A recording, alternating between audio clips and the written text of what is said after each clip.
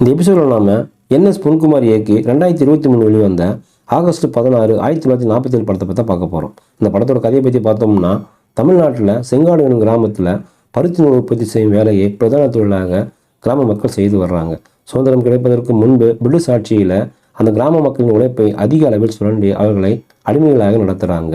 செங்காடு ஊரின் பிரிட்டிஷ் தளபதி வேலை நேரத்தை விட அதிக நேரம் அவர்களின் உழைப்பை வாங்கி கொண்டு சுயலாபம் பெற்று வர்றாரு.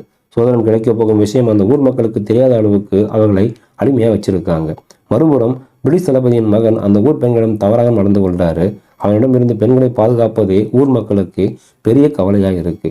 தங்களின் பெண் குழந்தைகளை இறந்துவிட்டதாக தெரிவித்து அவர்களை யாருக்கும் தெரியாமல் வளர்த்து வர்றாங்க. இதனிடையே ஊர் மக்கள் திருடன் நினைத்திருக்கும் கௌதம் கார்த்திக் அந்த ஊர் தலைவரின் மகளை சிறுவயதிலிருந்தே ஒருதலையார் காதலிக்கிறாரு. ஒரு கட்டத்தில் கௌதம் கார்த்திக் காதலிக்கும் பெண்ணிடம் பிரிட்டிஷ் தளபதியின் மகன் தவறாக நடந்து கொள்ள முயற்சிக்கிறாரு. இறுதியில் அவரிடமிருந்து அந்த பெண்ணை கௌதம் கார்த்திக் காப்பாற்றினாரா, அடிமைகளாக இருக்கும் மக்களை மீட்டாரா இல்லையா, அந்த ஊர் மக்களுக்கு சுதந்திரம் கிடைத்த விஷயம் தெரிந்ததா இல்லையா என்பது படத்தோட மீதி கதை. கௌதம் கார்த்திக் இந்த படம் அவரின் சினிமா பயணத்தில் முக்கியமான படமாக அமைஞ்சிருக்குன்னு சொல்லலாம். அந்த அளவுக்கு நடிப்பின் மூலம் அனைவரையும் கவர்ந்திருக்கிறாரு.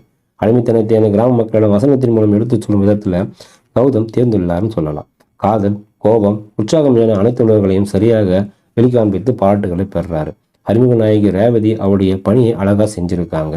காதல் காட்சிகள் கூடுதல் கைதட்டில் பெறாங்க. புகழின் வசன உச்சரிப்பு, உடல் மொழி அனைத்தையும் சரியாக கொடுத்திருக்கிறாரு. படத்தில் வரும் பிற கதாபாத்திரங்களின் தேர்வும் சிறப்பாக இருக்கு.